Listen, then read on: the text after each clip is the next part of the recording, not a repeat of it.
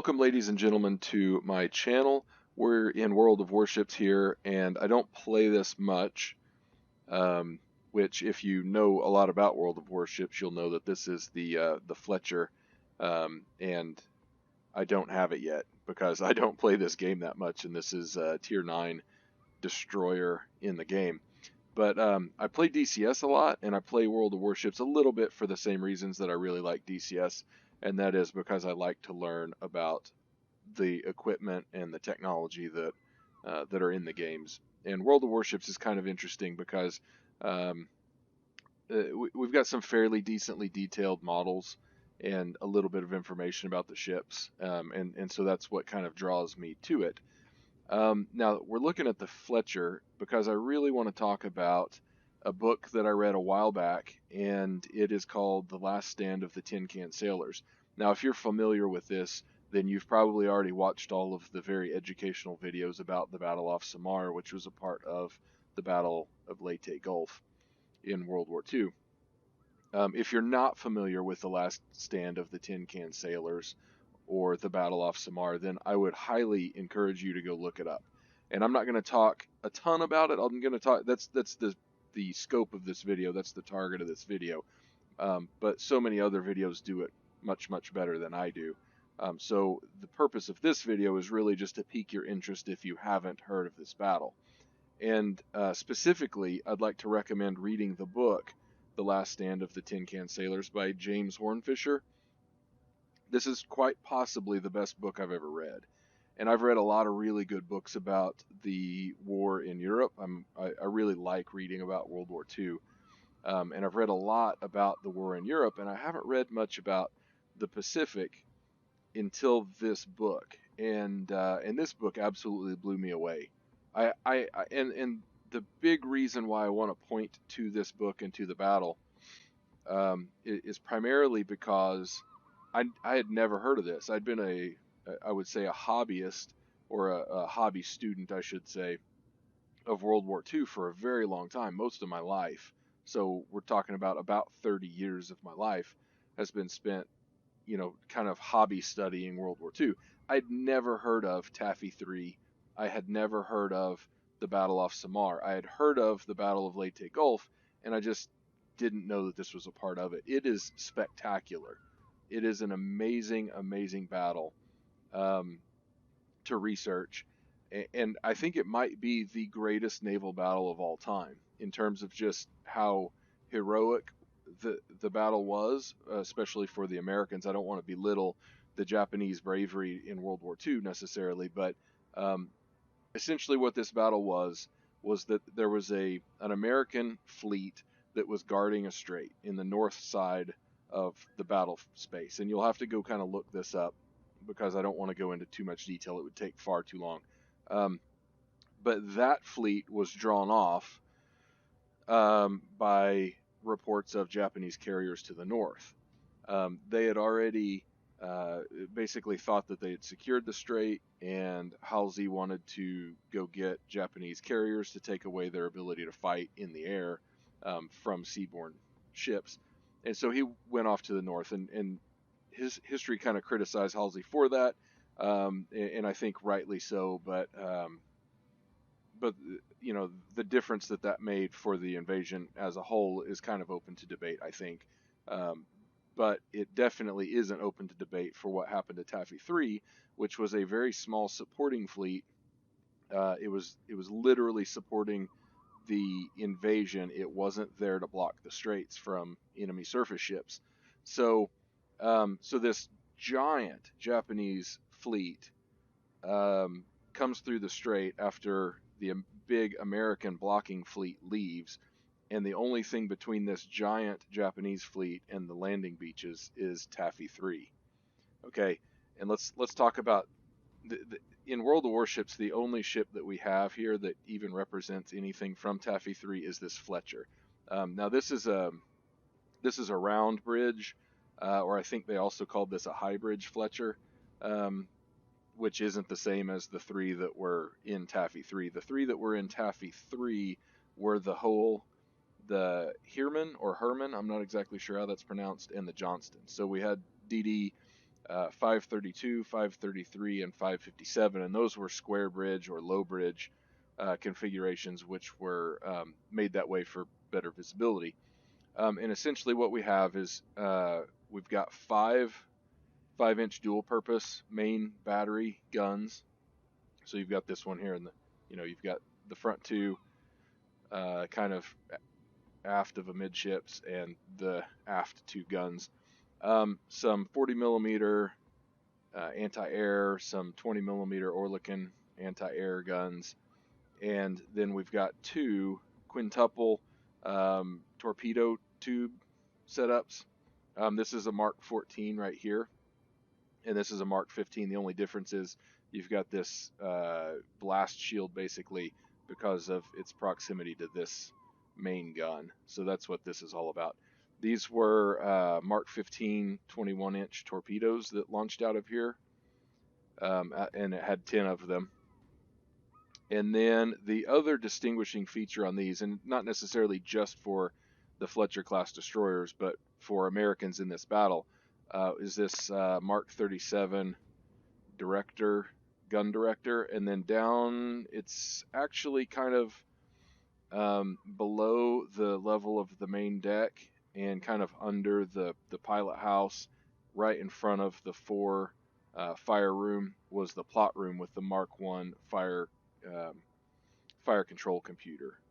I may be calling that slightly the wrong thing, but it was a Mark 1, and that essentially made these Fletcher class destroyers much better at targeting than the Japanese counterparts.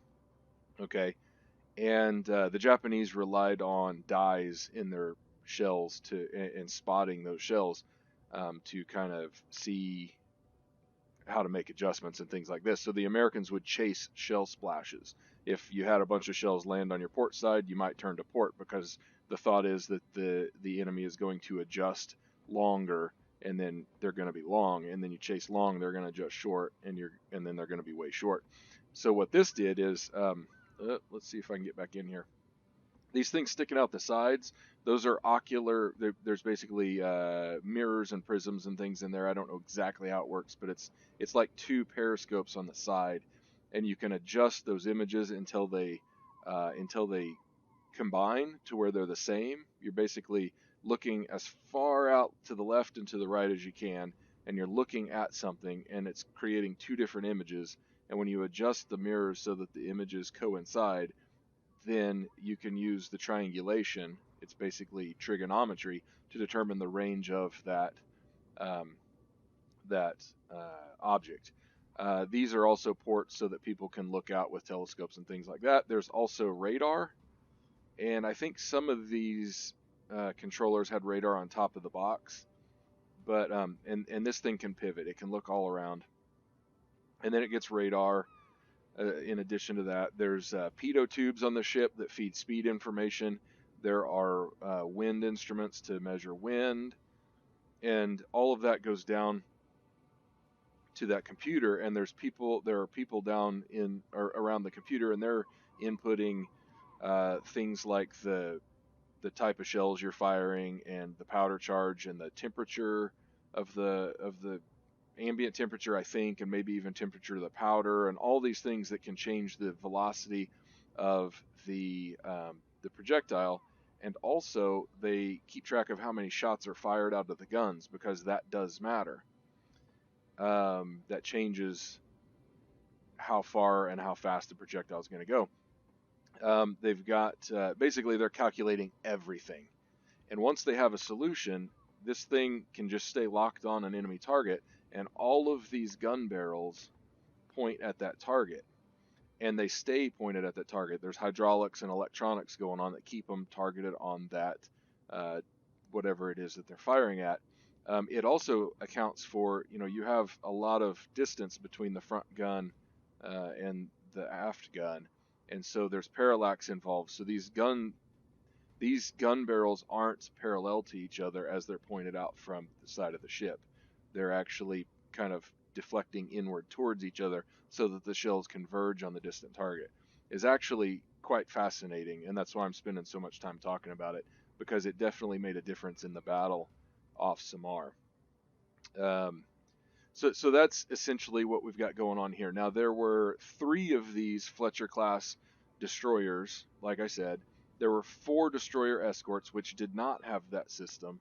They had a more traditional or contemporary system for targeting, and they were slower, they were smaller, they were slower. And then there were 6 carrier escorts or escort carriers. Okay, and we don't have any representation of those in World of Warships, but if we go to Japan, we can start seeing some of the things that the Americans were up against. First of all, they were up against the Yamato, which outweighed all of their ships combined. This ship outweighed every American ship that it was up against that morning, and this was in October 1944, if I remember correctly. Okay, so we were up against the Yamato. The biggest guns, the biggest ship. Consequently, her sister ship Musashi was also in the fleet, but had been sunk the previous day, I believe it was, by what we call sometimes where I come from as a boatload of torpedoes. They just kept firing just torpedoes at this ship. So we had the Yamato, and I'm not for sure. Let's see here. Oh, there was a Congo. I don't remember if it was the Congo or if it was just a Congo class. But this battleship, or one very similar to it, was in the center force, or the Japanese fleet that was attacking through the San Bernardino Strait. There were some destroyers, and they were Kaguro class, if I'm saying that right. I don't know that we have any. I mean, I don't know what all of these belong to, what these classes are, but it's very possible that we have some kind of representation in World of Warships of the destroyers that were up against the Americans. But there were 11 of them, okay, and they had 2 different squadrons in the battle. Then we had some light cruisers. And I believe, I don't know, again, I don't know what classes these what classes these represent, or what classes the cruisers in the battle were. I haven't done that much research on it, but there is, where is it? Yeah, here we go. So this particular cruiser was in the battle, Chikuma. Okay, so I believe, I don't know if this is a light cruiser. I would assume it's kind of a light cruiser because it's an older cruiser. But there were 4 battleships. I'm looking at my notes here. There were 8 light and heavy cruisers. Oh, actually, Chikuma was a heavy cruiser. Okay. I'm not seeing any of the others here. Let me see if there were any other battleships. Oh, Nagato. Nagato was there as well, and Haruna, which I don't think we have Haruna here. So as you can see, 6 escort carriers that were all set up for anti-submarine and basically invasion supporting roles. They had depth charges, and they had, I think they had light bombs and things like that. So a bunch of, now they did have some torpedoes, and later they did get planes in the air with torpedoes to fight the Japanese, but essentially the escort carriers didn't have the planes that bigger carriers would have, and they weren't that fast. They didn't have all of the equipment they needed, and then there's a bunch of destroyer escorts that are slower and lighter, and there were a bunch of, and then there were literally a few destroyers up against 4 battleships, 6 heavy cruisers, 2 light cruisers, and 11 destroyers. The 11 destroyers alone on the Japanese side could have potentially done a lot of damage. And that's not even counting the cruisers and the battleships. As this giant fleet comes through the strait, and the Americans, they start firing on the Americans, and the Americans thought that they were being fired upon by their own forces that were supposed to be there. It took them a little bit to realize that it was the Japanese, according to most reports. Anyway, from this website, and again, this is combinedfleet.com, and I'll put a link to this page down below. And I don't know exactly who wrote this, somebody that did the website. But essentially, this says, fortunately, the Americans were aided by two factors. First, they did have airplanes on those Jeep carriers, the escort carriers, albeit airplanes without much in the way of anti-ship ordnance other than torpedoes. By 0615, the Americans had launched several hundred aircraft who proceeded to do everything short of throwing stones to harass the Japanese attackers. Second, the screening DDs and DEs for Taffy 3 were maniacally brave. In one of the great feats of sheer guts in naval history, 7 American DDs and DEs charged the entire Japanese squadron, which outgunned them so utterly it beggars the imagination. They paid the price, of course. 2 DDs and a DE were sunk, but not before they had inflicted appreciable pain on the Japanese and had convinced Kurita that he was actually up against American fleet CVs, or large carriers, with cruiser escorts and all the fixins. um, and I'll stop there. So essentially, what happened was, and you got to read the book or watch some videos on it. If you've read this, then you'll know, or if you're familiar with the Battle off Samar, you'll know. But essentially, what happened is the Johnston turned and attacked, and they had to basically be under shell fire of these bigger ships for a while before they could even get in range to fire. Once they got in range to fire, they fired. The superior fire control system on the American ships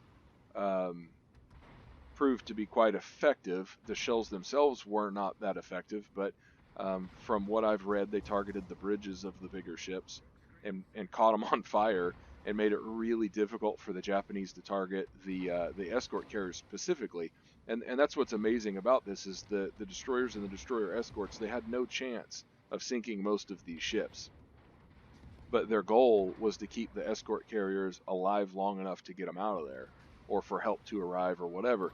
And so, the Johnston first, but then the I believe, well, all of the others, they held their own and they pulled their weight in this battle eventually. But they set up smoke screens. They got in close enough to do torpedo runs, and they actually took out a cruiser. And they didn't necessarily take out the Congo or the I'm a little bit fuzzy on the order of things, but the Congo or the Yamato, but at least one battleship had to turn north and to avoid incoming torpedoes, and was basically out of the fight, or mostly out of the fight, for a while, because the torpedoes kind of bracketed the ship, and they were slow enough that the ship just had to steam north while the torpedoes went alongside it and past it. So they didn't hit it, but it took it out of the fight. And they also they subjected enough fire to the Japanese that, like this website says, the Japanese thought they were up against bigger ships, cruisers and heavy carriers. They weren't, and so eventually they did sink some escort carriers, but they pulled away. Also, this website references something that happened where it said that the airplanes basically did everything short of throwing stones, and that's true. There were airplanes that had no bullets left, they had no torpedoes, they had no bombs, and yet they were doing attack runs on the enemy ships just to draw anti-aircraft fire away from other planes that might have torpedoes. So I don't know that it's actually recorded anywhere, but there is a very real possibility that multiple planes would have gone in on attack runs with each other, and none of them had anything to fire. They were just going to try to keep the other ones safe, assuming that the other ones had a torpedo or had a bomb or something. And that's just, it's fascinating. And I think the big lesson in this for in general is that there are times when you may just have to do your job, and the job you have to do, it may be ugly. It may mean that you're putting yourself at risk, but the best way out of it is to put yourself at risk and to do it. And that's what these ships did. So I really love stories like this. So I highly recommend the book, The Last Stand of the Tin Can Sailors. I highly recommend doing a little bit of research on this battle just to learn about what happened and why. And there's a lot of lessons packed into this battle, and it is a very significant, possibly the most significant naval battle of all time. And of course, Battle of Trafalgar's way up there and things like that. I get it, but this was an extremely, extremely important battle, and it's a very cool battle. Also, I just found out yesterday, I think, that the author of the book, James Hornfisher, plays World of Warships. So that's kind of cool. And it's very interesting because he has a lot of knowledge about the Navy and about naval history and naval warfare and things like that. And I'm consequently reading another book of his called Ship of Ghosts, and it is about the USS Houston. There's a ship in here that is in that book. Oh yeah, it would be this, the Perth. Now that book is about the Houston, but the Perth was another cruiser that basically the Perth and the Houston found themselves in the middle of a Japanese landing force, bunches of destroyers and cruisers, and they both got sunk. But they took a toll on the Japanese. They did what they could, and they fought gallantly. So that's the book I'm reading now, Ship of Ghosts, by the same author. Either of those is a great read, and he's also written Neptune's Inferno, which I haven't read yet, but I hope to. With that, that's probably enough yakking about it for now. And I apologize if you were looking for gameplay here, but I just wanted to talk about the battle and the books and encourage everybody to go learn what they can about it. Thank you for watching. Take care.